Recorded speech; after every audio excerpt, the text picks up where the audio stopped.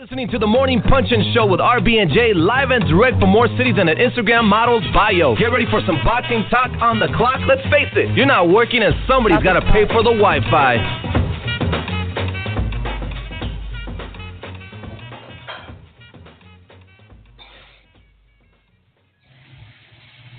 Good morning. Jay, are you there? I am here.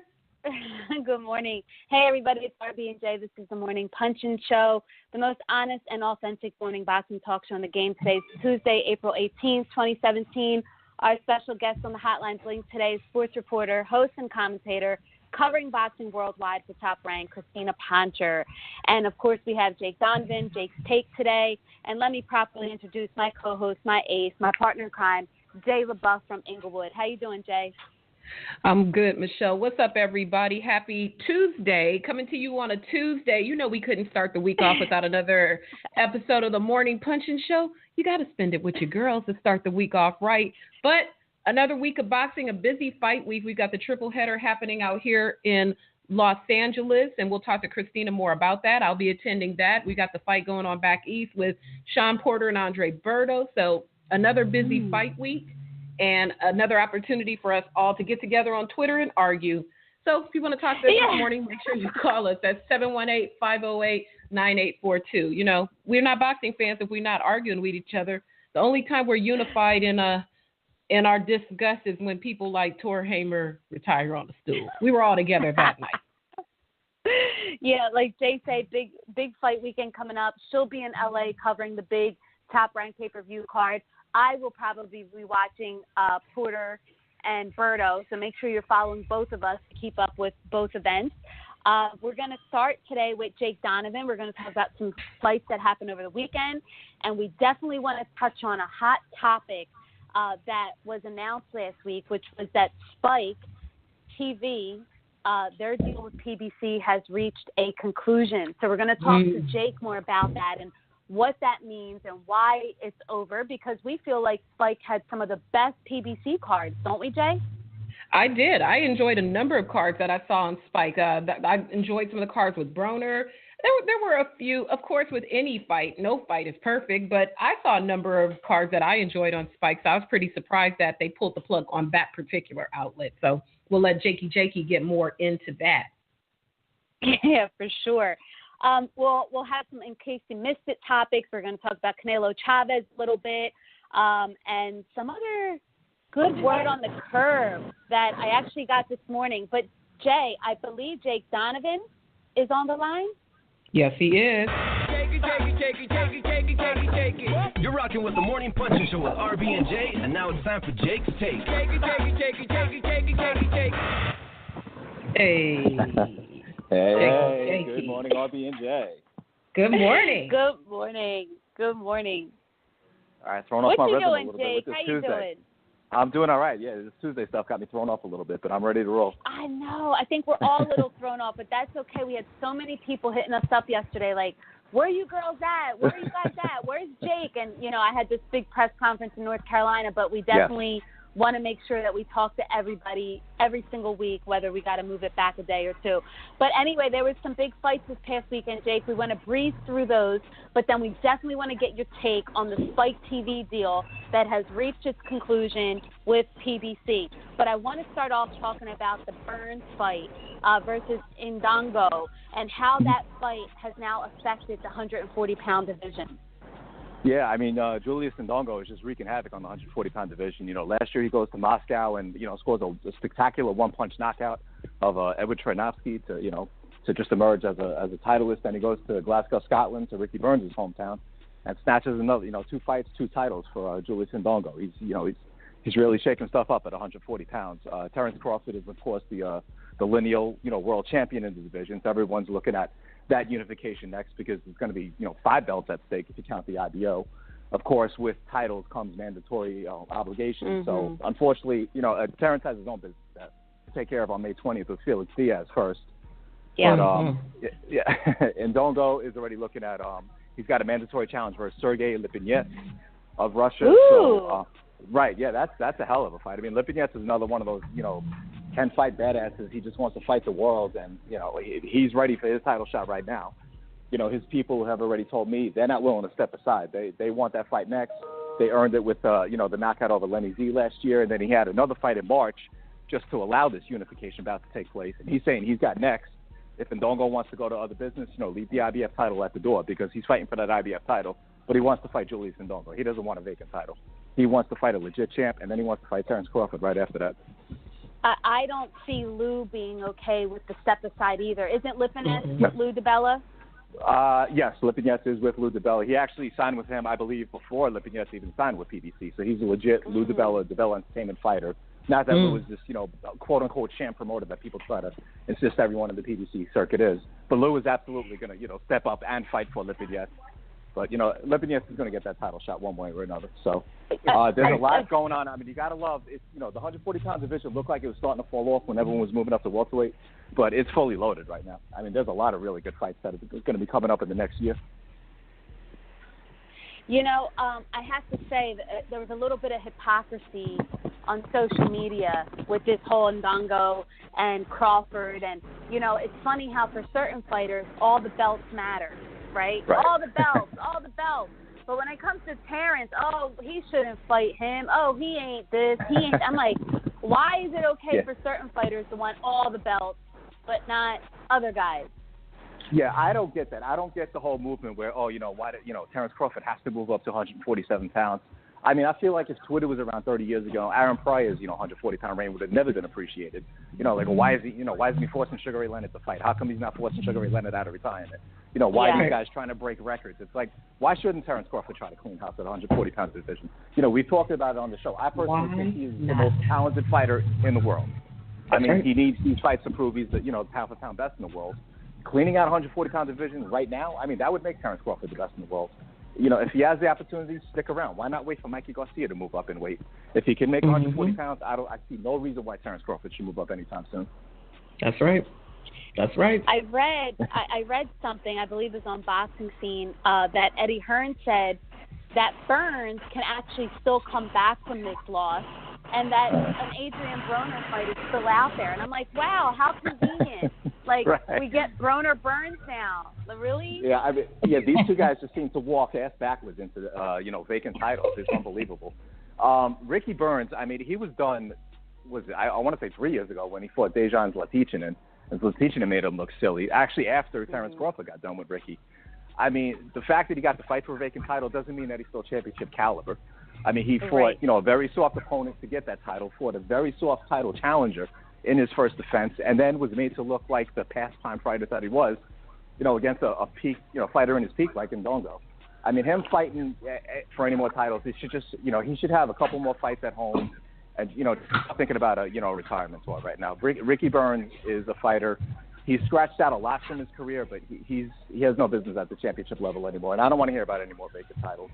If they want to fool the fans over there, that's fine, but to me, Ricky Burns is no longer a top 10 140-pound fighter. Yeah, you hate to see fighters get retired in the ring. You hate to see the ring retire them, and that's what I think we're just going to start seeing a lot of. We just see too many fighters, fighting past their prime. Yeah. It's bad. Just to take up space too. Some of these matchups are irreverent because these dudes are clearly past their prime. That's why they want people like Terence Crawford to move up to satisfy whatever bloodthirst that they need. Terence ain't moving up. Of course. Yeah, and of course. And if Terence Crawford and Ndongo fight, they're going to bank on, they're going to have to give up at least one title. And that's exactly what guys like Ricky Burns, and I hate to say it, but Adrian Broner are looking for. Because that's the only way they're going to win a title these days. If Burns and Broner want to fight as some sideshow, that's fine. It's a great spectacle whether Burns comes over here and fights him in Cincinnati or Broner goes over there and fights in Scotland. But other than that, that's not a title fight. I don't care what that is. That's not a title. It has no business being a title fight. Julius Ndongo and Terence Crawford are the only two champions at 140 pounds as far as I'm concerned. Or even as it pertains to somebody like Lomachenko, everybody has already anointed him as the greatest thing on planet Earth. He's so dominant. Move up. Yeah. Exactly. It's the same train of thought, but we digress. Right. So listen, the hot topic that we want to talk to you about today, Jake, and get your take, is that the Spike TV deal with PBC has reached a conclusion. And let me just, add to this. that this series was launched in 2015. We were promised, over 33 cards, and I think it lasted for about 17 or 18 cards. And Spike and the PBC had a 2-year agreement, and I guess it just didn't get through to the 3rd year. And the reasonings are that they just weren't as committed to boxing. I think they wanted to put more support into the Bellator MMA series, and they just weren't all that satisfied with the quality of cards per Spike. But then, like, a couple days later, somebody from Spike's like, oh, no, we're still talking to Haymon. We're very satisfied. So what's the real deal? Okay, it sounded like, Dan Raphael, credit him, the senior writer for ESPN, he got a whiff of, what was going on between PBC and Spike, and he jumped out on the story first. He got the quote from Spike TV saying that the deal ran out, and the way Dan wrote the story, they made it seem like it was dead in the water. So Michael Woods, I believe, came back a couple of days later. I don't know if he was just looking for an opposite viewpoint from Dan. I know the two of them don't get along very well. But it sounded like damage control from Spike TV, where they didn't want to make it seem like it was dead in the water, that there's some future business. I know they are talking. I think where PBC ran into trouble. Uh-oh, did we lose Jake? Uh-oh. Yeah, we lost him. He dropped his call. He'll be right back. Okay. Why don't we take a little quick commercial break and give him a chance to dial back in? Oh, If you want the best, Box Stats beats the rest. Box Stats is the best boxing app for all you boxing enthusiasts and professional boxers. Perform a quick search and get all the info you want and need. Box Stats, available on the Apple App Store. Download it for free today. Box Stats, know your opponent. Welcome back, Jakey. They pulled my mic. I can't believe it. The hacker. No, I'm just kidding. I'm sorry. But, yeah, just picking back up on the Spike and PBC. Where PBC jumped the gun was, I guess they believed the 3rd year was going to be picked up. That was, an optional 3rd year. So they announced the 9 dates in advance. Good thing they didn't announce any shows because Spike decided, you know what, we're not going to pick up that 3rd year. They are trying to revisit. I know they're trying to find a way to bring boxing back on Spike because I'm looking at the Bellator numbers like they had from last Friday. And they're barely comparable to a mid-level PBC on Spike show. So maybe it's a matter of they're getting more money from advertising than what PBC was paying for the timeshare, plus whatever Spike was kicking in for the moderate license fee. But I do believe boxing will be back on Spike. It is not dead in the water, but I mean there won't be PBC on Spike season 3, at least not in the immediate future for 2017. But there is a good chance boxing will resurface back on Spike TV. And I want to kick it off to a few other series. Everyone is claiming that PBC on NBC is dead. That is not, in fact, true. NBC will be bringing back boxing later this year to finish out its business with PBC. And whether or not PBC is along for the ride, here's a little bit of word on the curb. NBC will be in the boxing business in 2018 and beyond. So it doesn't necessarily limit. Is that with PBC or is that open to all promoters? It's with anyone that they see fit, but they want to remain in the boxing business. I think they have an idea of who they want to work with. I'm not sure it's going to be exclusive to PBC or maybe not even including PBC, but they will be in the boxing business. There's going to be afternoon shows and primetime shows in 2018. You heard it here first. I'm like Greg Leone in 2004. You heard it here first. Okay, Deep Throat. I got a quick question for you then, since you spilling the tea this morning. Have you heard anything about the Richard Schaefer series? Now that we got this spot that's opening up on Spike, have you heard anything going on with this big Richard Schaefer open to everybody mega tournament? Any updates on that? That is still in development. I will say, based on discussions that I even tweeted about this last summer, but based on discussions that I've had with people at NBC, it seems like their intention was to kind of have Richard Schaefer's series air on NBC. So that's kind of what I was trying to tease them before. So once this thing gets off the ground, if it does get stateside coverage, we could very well see it on NBC. Being that shows will take place in Europe and the U.S., we'll see the Europe shows on Saturday afternoon and potentially the U.S. shows in primetime. But my belief, I don't have exact inside information, but my belief is that this series will wind up on NBC. I don't see Richard Schaefer and Sarah Lynn investing that much money without any significant TV package along for the ride. And Richard Schaefer, he's a smart man. He's not gonna announce stuff and then not have a plan already in place. He's the type of guy, if he asks you a question, he already knows the answer. Right. But the weight classes are actually still up in the air because they made it seem like cruiserweight was going to be the weight class, but now it's looking like 154-pound division might be one of the mix. So they're keeping things very guarded. I think they want this big reveal in June. So they're doing a good job of keeping the media at bay. So. Nice. 154. That's a hot division. It's a lot of talent. Yeah, the weird thing is, though, I mean, with the series, they said they wanted to shine the light on divisions that weren't getting a lot of play. So that's what makes me think it's like, well, maybe they think the 154-pound division is so hot that it needs more exposure. But, I mean, they're getting a lot of play, especially, Showtime just sent out a press release, yesterday, saying how many 154-pound fights and, the certain divisions they've been involved in. 154 has been very heavily featured on Showtime in the past, year or so. So, maybe they just want to give it more exposure, but it could just be, a red herring as well. So I still think it's going to be cruiserweight and lightweight personally, but, just based on the moves that Ringstar has been making. But. Excellent. Well, okay. Jake, let me see if there's anything else that's coming up this week that we didn't get a chance to watch any fights this week. And are they coming to get you? Are they towing you away? No. He's going in reverse. Okay, yeah. Cool. I want to say Jake? about one fight, though, that's developed. I want to plug Claressa Shields, the two-time Olympic gold medalist. We're wondering once you turn pro, like, what is she going to take a stand for? It's like, all these, female boxers, they feel like they have to stand for something. Well, Claressa Shields is standing up for feminism. I mean, she took a legitimate swipe at Sergey Kovalev. Boxing keeps, existing in its Neanderthal stage. Women's boxing is alive and well, and it's thriving. The boxers like Claressa Shields, Nicola Adams, they're trying to advance women's boxing. Right. Heather Hardy, Amanda Serrano, Lou DiBella, Steven Espinosa. It's not just limited to the females. So the guys got to, we have to get out of this Donald Trump locker room talk, nonsense. Yes. You got to watch what you say. And the thing that bothers me about Kovalev, That's right. he's surrounded by a lot of talented females. The main event is almost exclusively females. His whole Kathy Duvin, Jolene Mazone. This press tour existed for a while. Kovalev had a few days to think about what he was going to say, and he still said what he said. And granted, when a fighter wants to say something, you can't necessarily control him. I hope Kathy and Nicole Duva, proud feminists, they, pulled him aside afterwards. Hey, you can't say stuff like, the things you're saying. Maybe they just didn't pay it any mind. They didn't take offense to it. But I applaud Claressa Shields for standing up and, calling Sergey Kovalev out for his sexist remarks.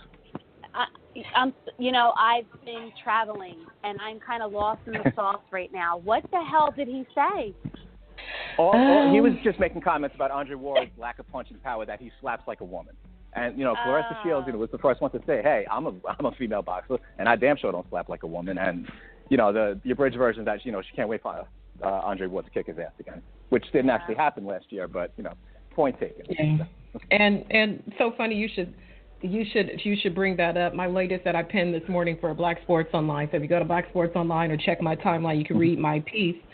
I just want Sergey Kovalev to stop saying things that how many times you have to say something and then go back and say, you know what, I misunderstood, it's cultural, excuse me, before you just steer clear from the subject. Just steer clear from the subject altogether. If you feel that you can't fully form exactly what you want to articulate, and there's nothing wrong with that. I'm not so arrogant to think that his English should be perfect when he's not an American-born person. Just, call a friend, phone a friend and say, you know what, is this cool? Can you check the temperature on this before I say this? I'm not going to say any friend sweeping about different ethnic groups because then I'm being like a bigot. So, come on. Right, yeah. Do better. I was going to say the same thing, because I took a shot at Michael Yormark. I mean, I thought he was a dick for, making fun of Kovalev's English, on the part of the press show where he tried to speak English because he spoke Russian because he's more comfortable. And Yormark, jumped in, made comments about his broken English. So I applaud Sergey for trying to speak English, but again, it's like you said, he had a translator on tour. So before you grab the mic, hey, this is what I want to say. Can I say this? And the problem he keeps running into, he's making remarks, and then his past history is being brought up. I mean, he's already on record saying, women belong in the home. Then he kind of, backtracked on that, but still said he's not a fan of women's boxing. So when you have that history and then you make a comment like that, it just gets magnified further. So I just hope his team, reminds him, hey, for the next 2 months, just keep your butt in the gym and, just concentrate on fighting. We'll do the talking for you. Exactly. And if anybody asks you, just say, next question.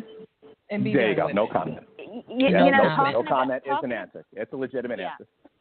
Talking about the press tour, there just doesn't seem to be like a whole lot of buzz for the rematch. I mean, they went to New York, they went to LA, and where else did they go? They went somewhere else.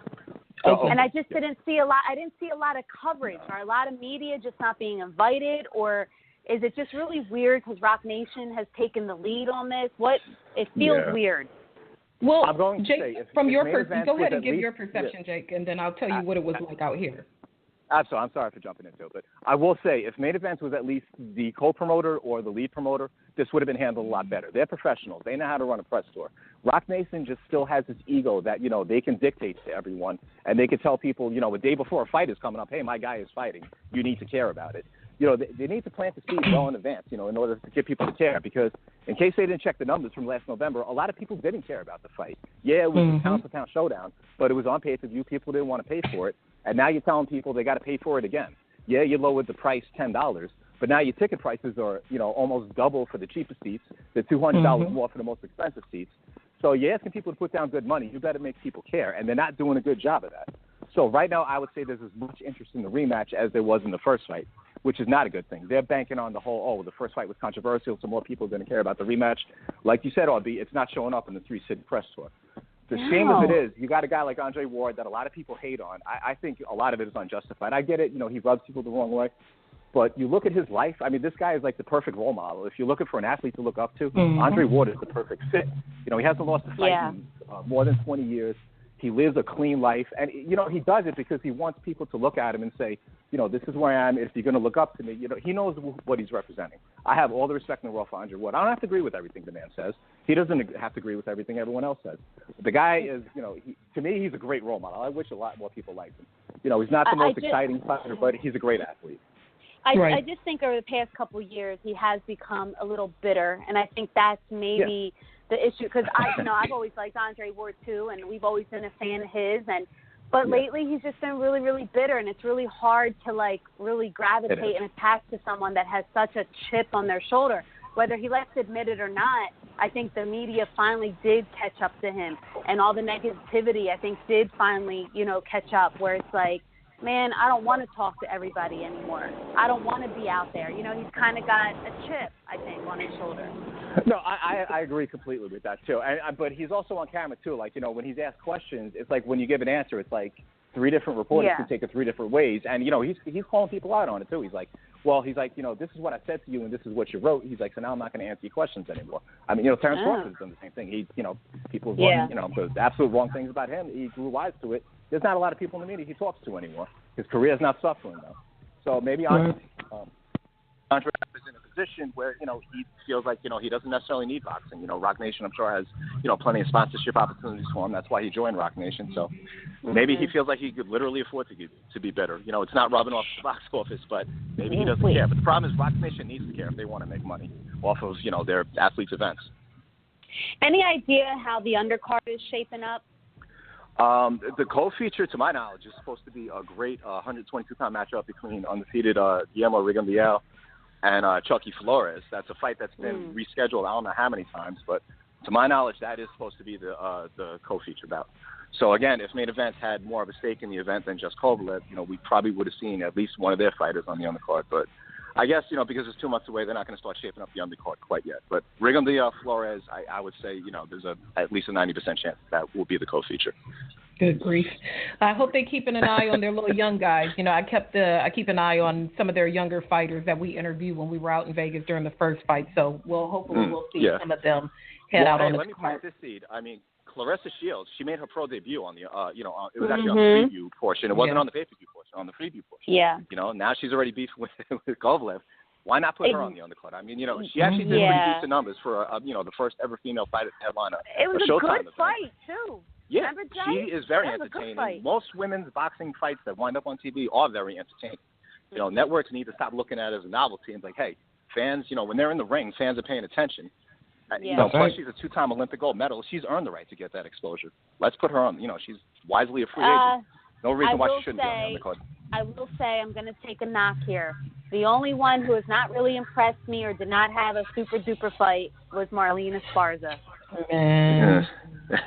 And there's a lot of hype behind her. We know too much hype. So that's she unfortunately, I'm not going to kill her too much, but there are certain female fighters that kind of live up to the novelty aspect of women's boxing, which needs to go away. I'm going to keep paying attention to Clarissa Shields, Amanda Serrano, Heather Hardy, Nicola Adams. Those are the ones that are really trying to, carry the torch for the sport.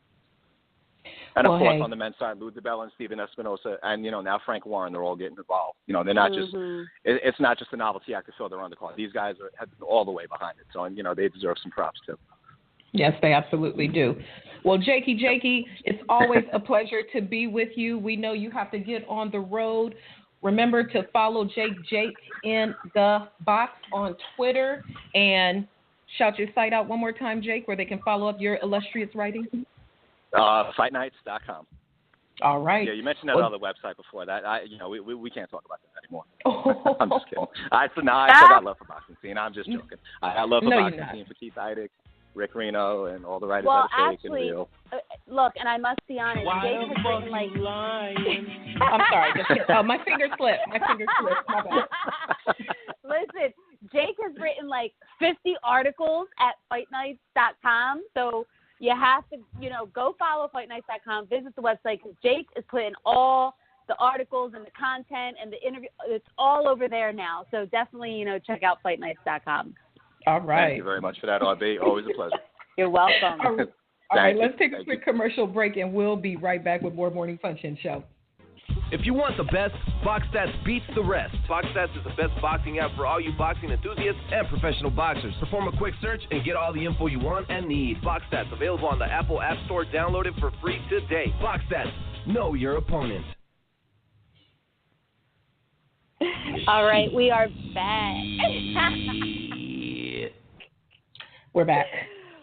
Oh, man, that was so fun. We love having Jake Donovan on the show. He loves riding with us, literally riding with us on the Morning Punch-In Show. Jake works for Pepsi, and he drives one of them big Pepsi trucks, and that is exactly how he comes on the morning show, on the clock, boxing talk, while he's grinding. Shout out Jake Donovan. Yes, sir. I want to put it out there to everyone that it is a new year, and we have new early bird sponsorship packages. So if you want to get your local business, your products, your services, if you want it aired on the Morning Punch-In Show, make sure you hit up me or Jay, and we can send you packages, and we can customize things to fit your needs, your objectives, your budget. We have packages that start as low as $40. So if you want to get your name out there, your brand out there, your apparel, your clothing line, your glove, whatever it is that you have, if you feel like we have the right demographic for you, then we want to help you push your business and bring you new customers. The return on investment, you will see it in less than a month. Believe that. So we will totally get behind and endorse your brand and your product. So hit us up if you're looking to get this type of exposure and visibility. We could even send you our numbers and our demographic and our analytics if you don't believe us. Holla. This is not a joke, not a game over here. Not a game. Even if we do giggle. Okay, I got so much critique for that Tank interview that we did with my giggling. But how about, it was funny, though. Right. It was funny. Here's the thing that I don't understand that drove me crazy about that. If you listen to the Morning Punch-In Show, you're full aware of what type of show you're tuning into. You're not going to tune into the Morning Punch-In Show and hear, so tell me what you think about camp. Right. What do you think about your trainer? We are fun. We are a light show. We have a good time. We're still informative. And we drop true boxing information that can be verified and usually spins off into additional stories as soon as we go off the air. So enjoy. Sit down and enjoy. And how about we like it to be conversational? We had some people say, "Oh, it sounds like y'all are just like on a three-way call." We are. We are. And that's exactly what the hell? How we want it to sound. We want it to be conversational. And that is why fighters like to call our show and talk to us, and they hit us up all the time wanting to come on because they know they could just be themselves. They know that they can come on, they can laugh, they could drop a hot 16, they could be whatever they want on the Morning Punch-In Show, and that's what the show is all about. It's about having some fun and keeping it light. Boxing is already shitty enough that we don't need to give y'all a shitty podcast. So, right. And it's about the fighters. It's not about us. If you want to listen to those same old questions, you could just wait until Media Week and watch any ABC video and hear those same questions. But if you want to know about your favorite fighter, all those things you sit when you're having wings watching a fight going, I wonder if he liked wings too. That's what we're going to ask. That's what we want to know. We want to know the person because I think people forget these fighters are people with families and lives and things that they're putting at stake. And we want to shine the light on who these guys really are in addition to what they have coming up in the ring. That's what we got cracking over here. I know that's right. Yep. So a lot of you guys have been also asking us to get Earl Spence back on the show. We are working on that. So stay tuned. We're gonna get him back on before his fight with Kell Brook. Anyway, in case you missed it, let's move on. Canelo Chavez. They had a conference call last week. Jay, I know you weren't on it, but it was a hilarious phone call. Canelo really does not like this guy, y'all. Like, when I tell you the animosity is real, Canelo does not like Chavez Jr., not one little bit. He called him everything from a cheater to a liar to an imposter. He said all Chavez fans come from his dad. He's an embarrassment. He tested dirty twice. I mean, Canelo was in his bag. And the funny thing is that they were, the English translator, the Spanish translator was being really nice when they were, like, translating what Canelo was saying. But I was giving it to people raw. Like, Canelo was coming raw in Spanish. Like, he was not, being all nice. Like, nah. I'm like, I will translate for you guys. He was coming for the jugular. Chavez feels that Canelo's just jealous of him, because of who his dad is. But anyway, there was a little noise there. This event is still the hottest ticket. Okay, the event is sold out. I think there's some, third parties that are selling tickets for, some really astronomical prices. They did release that the MGM is going to put out some new closed circuit locations. So stay tuned for that. I think it's your only chance of catching the fight in Vegas at this point is closed circuit. And it's going to be a great event. It's going to be super duper live. 2 Mexican fighters, Cinco de Mayo weekend. It's going to be on fire in Vegas. I'm looking forward to being there with you, RB. Yes, me too.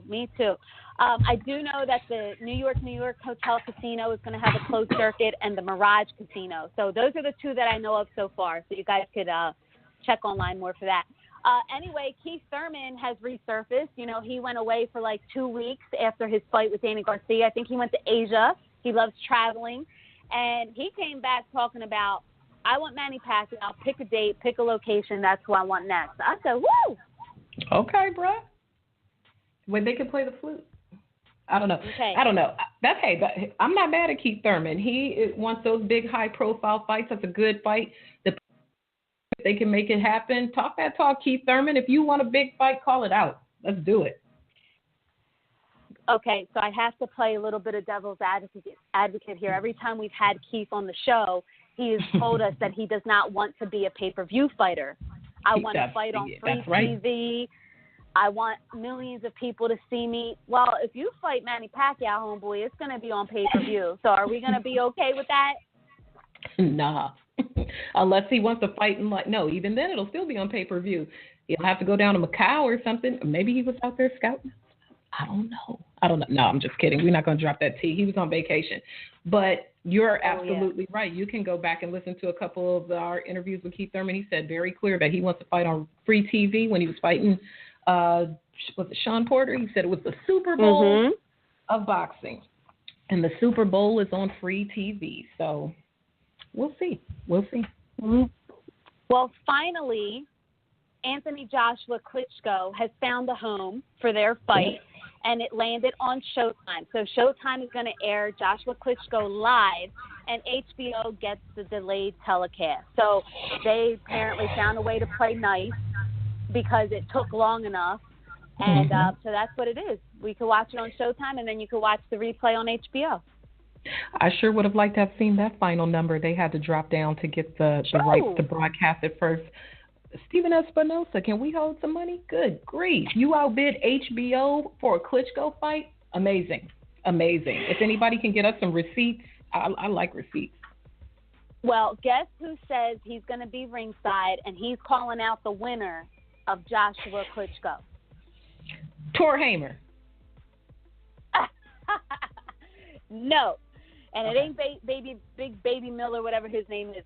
Deontay Wilder. He said he's going to be there ringside, and he is calling out the winner of this fight. And he has made it very clear that he's going to do this. Wow. Bomb Squad in the building over with Joshua and Klitschko. That's amazing.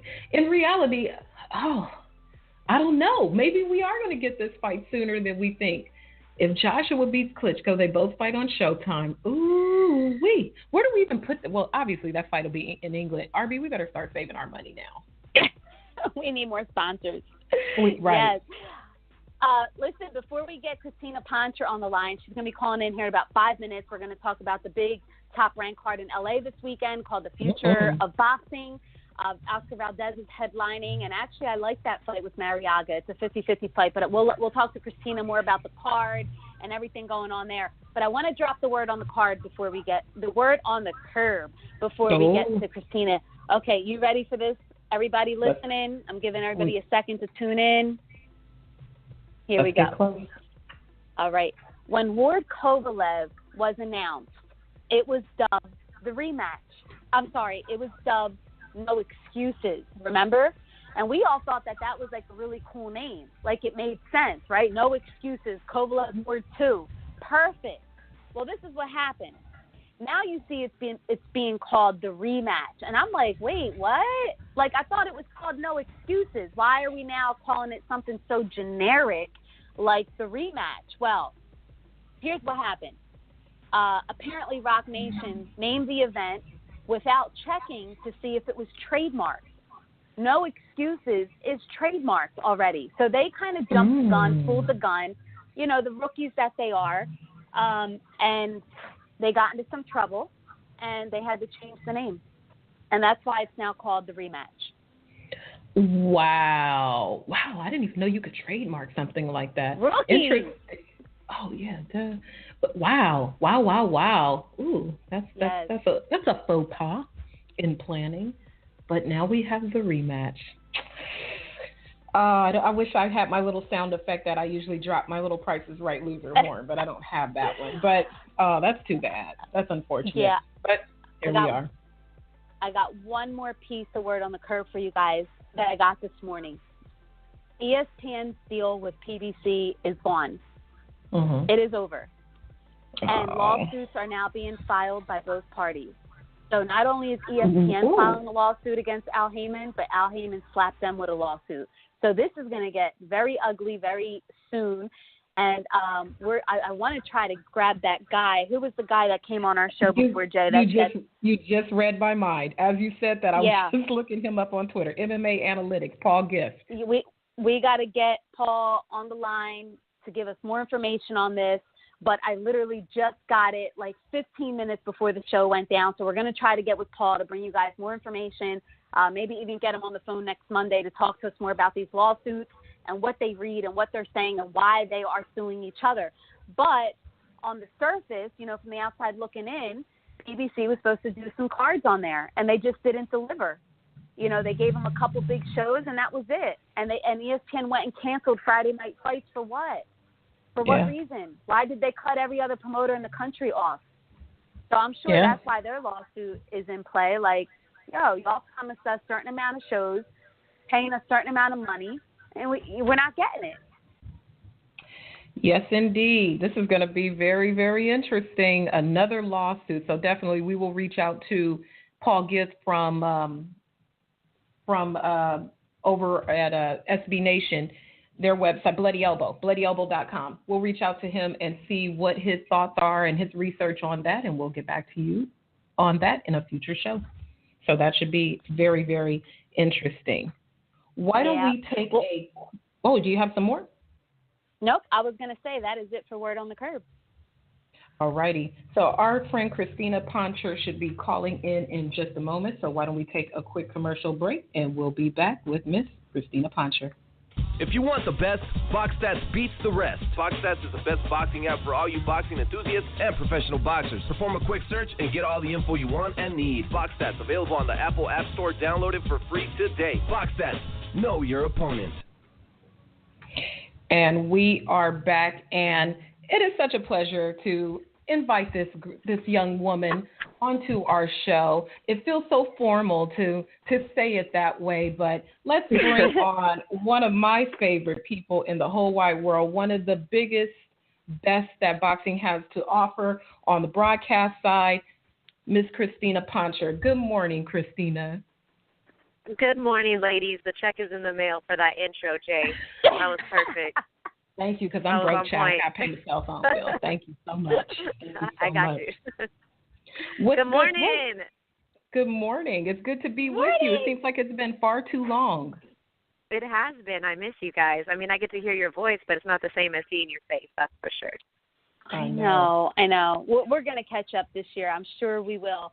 But you got this big fight card in LA this weekend. We were thinking this week, who do we bring on for Hotline Bling, to talk about the show. And to be honest with you, me and Jay were like, we're not really interested in talking to Andre Berto this week. And, Top Rank's got this big card. And we're like, Christina, hello. Right. Hello. Yes. I mean, we have a great card for the fans here in Southern California. I mean, the fans everywhere, because it is accessible through your cable provider, live on pay-per-view this Saturday. But the StubHub Center, you got these 3 Mexican champions going in there to give it all they got. I mean, there's something about fights at the StubHub Center. I mean, I'm never disappointed anytime I go to a fight there. And I'm not just saying that because it's top-ranked cards, because I've watched cards that I wasn't working and enjoyed myself very much there. So headlined by Oscar Valdez, taking on Miguel Mariaga in what I think is going to be an excellent main event. Yes. No doubt these guys are going to go in there and bang. And, Mariaga is, in my opinion, and Oscar's too, the toughest opponent. It's not just one of those, the next guy, this is my hardest opponent because he's next. No. Without a doubt, Miguel Mariaga could beat any of the guys that Oscar's beat already, in my opinion. Yep. It's a great I think test that's going to be a great young man. Oh, for sure. And, also on the card, you have the return of Gilberto Ramirez, a year off because of the hand injury. He's back to defend his title for the first time against the tough Ukrainian in Bursak. And then you got Jesse Magdaleno opening the card, defending that strap he won against Leonido Donaire. So people want to see if he has more, if he has another level. Sometimes after a guy is on such high, winning a title against, let's say, a guy like Leonido, sometimes you catch him slipping on the next fight. You know what I mean? Like, yeah. They take the next guy not as serious, right? Because they're like, I already got my strap, and he's not as well known as my former opponent. So I'm curious to see if he just comes out and takes care of business as he should in this fight. And then Shakur Stevenson, you guys know about him, and everyone's really excited to see this big old smile, dimples. I mean, he's got the charisma, the look, the package. So let's see him turn pro, and he'll be the second fight on the pay-per-view. Christina, is Shakur really that way all the time? Because when we see him in pictures, I mean, he's always smiling and bubbly and happy. I'm like, how could he be a fighter? He just seems so nice all the time. Seriously. I mean, he's a sweetheart, and he's just living his dream. And I think he just exudes out of every part of his body. I mean, it's just, he's been boxing since he was 5 years old. It's what he's always wanted to do. He's so anxious to turn pro, and we were doing a live chat with him yesterday on Facebook, and he's just sitting there in his room. He's just shadowboxing. Like, every time he's sitting in the back of the car, he's shadowboxing. I mean, this kid, like, lives and breathes boxing, and he's cutting a little weight right now, so I can tell he's a little skinnier, maybe a tad bit more tight-lipped, but this kid's going to be a star. He's going to be a star. Christina, when we look at these matchups on the card, you're going to be sitting in this week, obviously, on the fighter meetings to prepare for the broadcast next week. But you've been living and breathing with these guys since the card was announced and doing the press junkets and all of those things and interviewing them. What is the tone between the fighters? There seems like a lot of goodwill between the fighters, just preparation, focus, not a lot of trash talk. What's the dynamic like between the gentlemen and each of these 3 in the triple header headlining fight? Yeah, I mean, I've obviously been more on the side of the top-ranked guys. I mean, Mariaga's been training in Mexico. I haven't had a chance to see him. Bursak comes from Ukraine. So the opponent's not as much. But there just seems like it's kind of crazy. I feel like there's a calmness, and I don't know if that's from confidence or it just seems everyone's very calm, very supportive of each other, very excited. But I don't get anxiousness. I don't really even get crazy excitement. I just feel like they're very calm and they're very confident. But you know what? That goes to speak, at least for Jesse and Oscar, in the demeanor of Manny Robles and how he carries himself. You know, he's not an excitable, crazy, energy guy. He's just got this calm confidence, and I feel like his fighters are starting to exude that as they mature and as they get these big opportunities like fighting on a pay-per-view. So I just feel like they're ready, they're calm, and they're confident, and they're excited about being able to fight at StubHub. No doubt they talk about that, but you know, I get this just air of calmness and confidence from them. With Oscar Valdez, he's making his second defense of the title, I believe.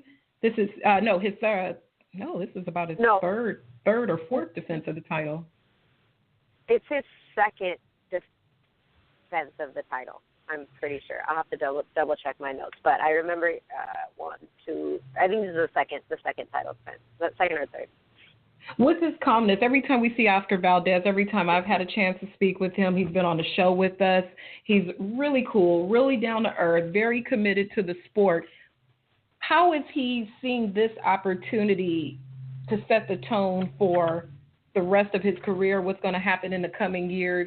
Has he expressed a thought like this is a coming out party for the West Coast, or what's his feeling heading into the fight with Miguel Marriaga? Yeah, Jay, I think his feeling is primarily this is the toughest opponent that I've ever faced. And he's like, I looked in his eyes and I saw it at the press conference. Like, I know. And very rarely do you hear another fighter say, like, in another person's eyes and they see confidence. Usually they say, I looked in his eyes and he was scared. I looked in his eyes and he didn't want it. But he said, I looked in his eyes and I saw confidence. Like, he wants to become a world champion. You know, he had a shot against Nicholas Walters. Obviously, Walters didn't make weight. Marriaga lost the fight anyway. But this is he looks at Marriaga like the hungriest fighter because he already had an opportunity to win a world title and he didn't get it. So now he's coming back for it. And he's taken his training, you know, very seriously because of that. And he knows he's dangerous and says, look, I watch all my previous fights and I watch all the fighters that I'm going to fight. And I think Miguel Marriaga beats Gradovic. He beats, you know, any of the guys I fought, Marriaga takes them down. And that's how serious I am. And girl, if you saw at the press conference when we announced the fight, which was like 2 months ago, Marriaga lifts up his shirt and he's ripped. Like 6, 8, 10-pack. You know, like this dude is not playing around. Like he is coming for that strap, and Oscar knows it. So I'm excited. And now we get a chance also to see Gilberto Ramirez back in the ring after some time off, like you mentioned, with the hand injury.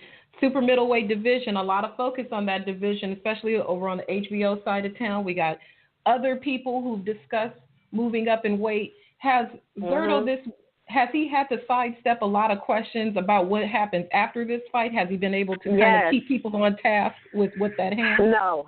Nobody cares about who this dude is fighting in this fight. All they want to know, and I mean, and that's, don't tell my boss that I said that, but ultimately everyone wants to know what's next. Okay, this is his comeback fight, you know, from having a year off. You know, he should beat this guy, you know. But look, the winner of Canelo Chavez has been dropped. Triple G has been dropped. I mean, there is a lot, and obviously those guys, you know, fighting, you know, who knows if it would be a catch weight or what would happen as far as them coming to 168. But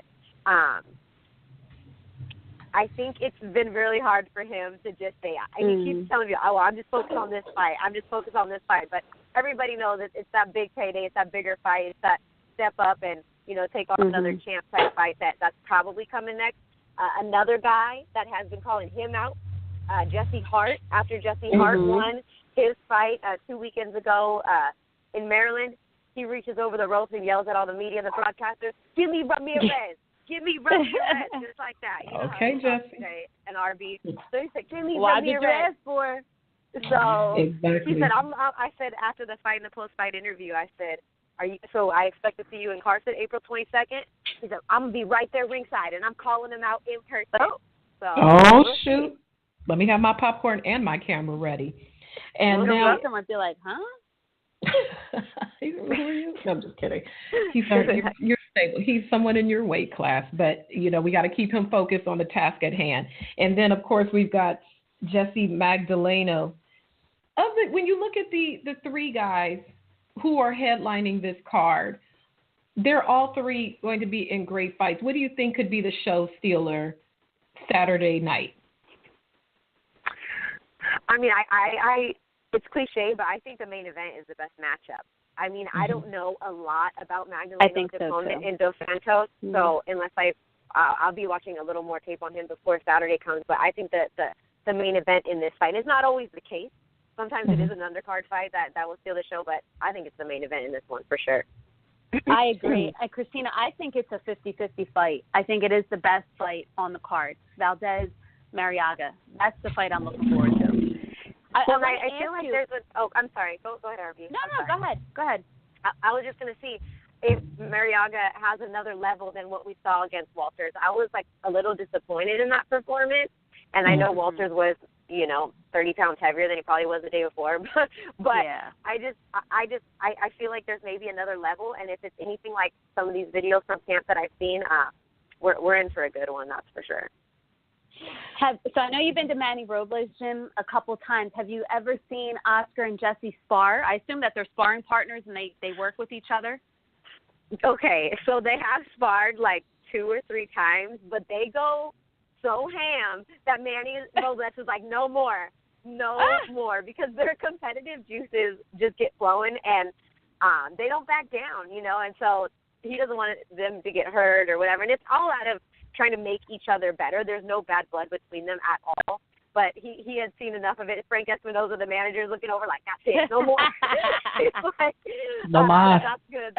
No more. So they sparred a little bit earlier in camp, right around when the fight was announced, but they've gone their separate ways in terms of sparring partners as they, honed in on the fight date. But their sparring was so good. Like, I mean, we could make that fight. I don't know if it's ever going to happen. But right. They do not back down. And once one makes a mistake, the other capitalizes on it. And that sparring has been better than a lot of the fights that I've watched. About a year and a half ago or so, when Oscar Valdez fought in Tucson, I went into the back and I said, who are some guys that you'd like to fight? And it's funny because he did say Jesse Magdaleno, but now they train with the same guys, so that's probably not possible. But about a year and a half ago, he's like, I'd love to fight Jesse Magdaleno. Well, he got their farm. Like I said, that was better than some of the fights that I've seen. So they got their licks in, so that was good. Before we finish up with you, Christina, are there any top-ranked matches looming in the shadows that we haven't seen yet that you can reveal to us, or is Uncle Bob giving us some secrets? What you can actually tell us. We don't want you to get fired because we need you to work.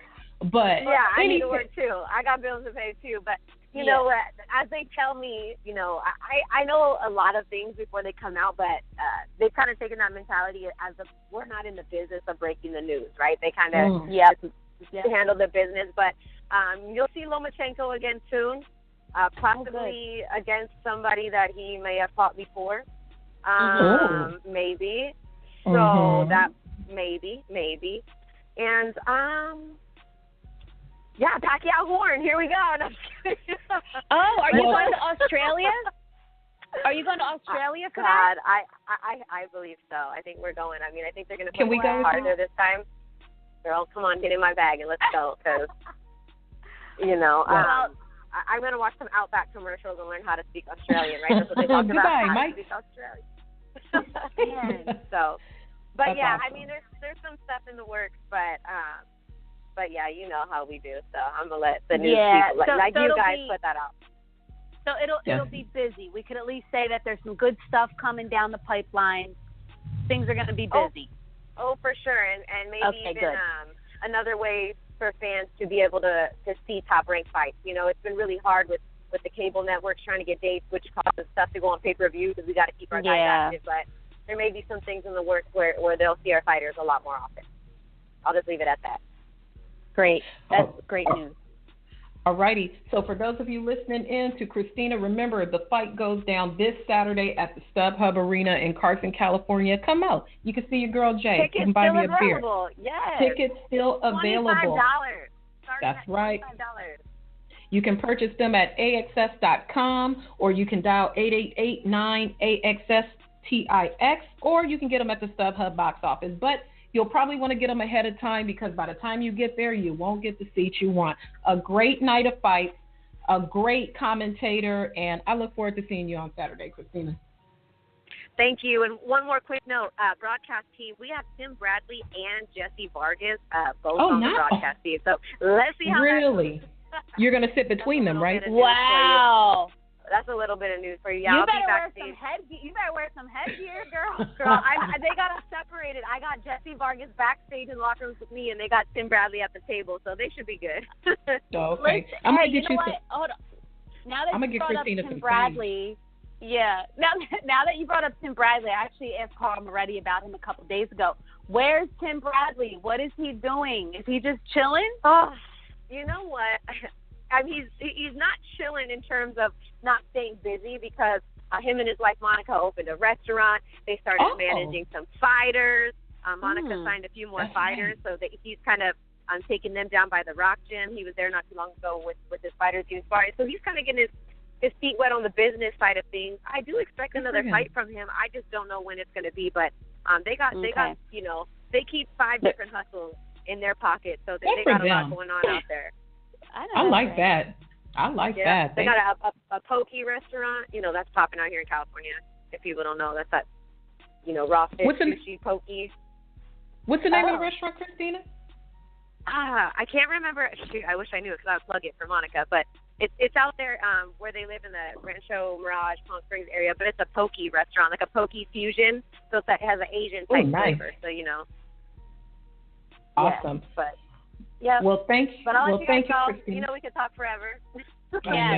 I know. All right. Well, that's great. We look forward to seeing you Saturday. Remember to watch the card. Christina Poncher, always a pleasure to talk to you. Earned your seat at the table, honey. And just in case people Thank you so much. Thank you so much. Just in case. Let them know. We got to pop up and remind everybody every once in a while. Hey, sometimes you got to go a little bit Malcolm so they respect your Martin. Remember Thank you very much. I love y'all. Thank you so much for having me. All right. Take care. You too. Talk to you soon. Right, we'll take a quick commercial break, and we will wrap it up for this Tuesday morning. If you want the best, BoxStats beats the rest. BoxStats is the best boxing app for all you boxing enthusiasts and professional boxers. Perform a quick search and get all the info you want and need. BoxStats, available on the Apple App Store. Download it for free today. BoxStats, know your opponent. All right, and we are back to close out this Tuesday edition of the Morning Punch-In Show. Remember, we will be back at our normal time next Monday at 8 a.m. Pacific time. But before we wrap up the day, let's go ahead and give you the weekend fight schedule beginning on the 21st on Unimas from Kissimmee, Florida. Headlined by Christopher Diaz versus Jose Estrella, with Juan Carlos Rivera versus Jesus Pacheco in the co-main event. You can catch that one on Unimas. On Saturday night, we didn't even talk about this fight, but it is happening on Saturday night from New York on Showtime and Show Extreme. Sean Porter versus Andre Berto in a WBC welterweight eliminator. That should be a great fight, so make sure you check it out. Jermell Charlo versus Charles Hatley for Charlo's WBC junior middleweight title in the co-main event. And also Amanda Serrano versus Dahayana Santana for the vacant WBO women's bantamweight title. So that's going to be a great card happening over in New York at the Barclays Center. So if you're out in New York, make sure you go check it out. And also happening here, as we just mentioned with Christina Poncher, on Top Rank pay-per-view, Oscar Valdez versus Miguel Mariaga for Valdez's WBO featherweight title. Gilberto Ramirez versus Max Bursick for Ramirez's WBO super middleweight title. Shakur Stevenson making his pro debut against Edgar Brito. Jessie Magdaleno versus Adelsendo Santos for Magdaleno's WBO junior featherweight title. Also, Chia Santana, friend of the show, he'll be on the card as well. So make sure you get to the StubHub Arena early so you can see all of these great fights. Also happening on integrated sports pay-per-view, Arthur Abraham is fighting Robin Krasnacki for the in a WBO super middleweight eliminator. With so much happening in the super middleweight division, that could be a fight to keep an eye on. And that's about it. There's one more title fight happening also on Saturday night. Kurtzside, Aventando Kurtzside, who is Philly-based, isn't he? He's the guy based out of Philly who gave the kids that work. Antoine Douglas. That's right. Antoine Douglas. And he's going to be fighting against. That's a tough dude. He's going to be fighting Tommy Langford over in England for the vacant WBO interim middleweight title. So that is the weekend fight schedule. Yeah, a lot of maneuvering happening in the boxing world to set up these title fights, and these sound like some good matchups, some good opponents. So nobody will be phoning it in unless they sidestep or pay some money. Yeah, I knew nothing about that fight. Anyway, I think we could close off. We appreciate everyone for listening today. Make sure you visit badculture.net, ragingbabe.com, blacksportsonline.com as well. Thank you, Jay, for always being the amazing host that you are. Jake Donovan, Christina Poncher, mad love. Catch us every Monday morning. We'll be back next Monday, 8 to 9. It's the Morning Punch-In Show. Have a great day. It's a wrap.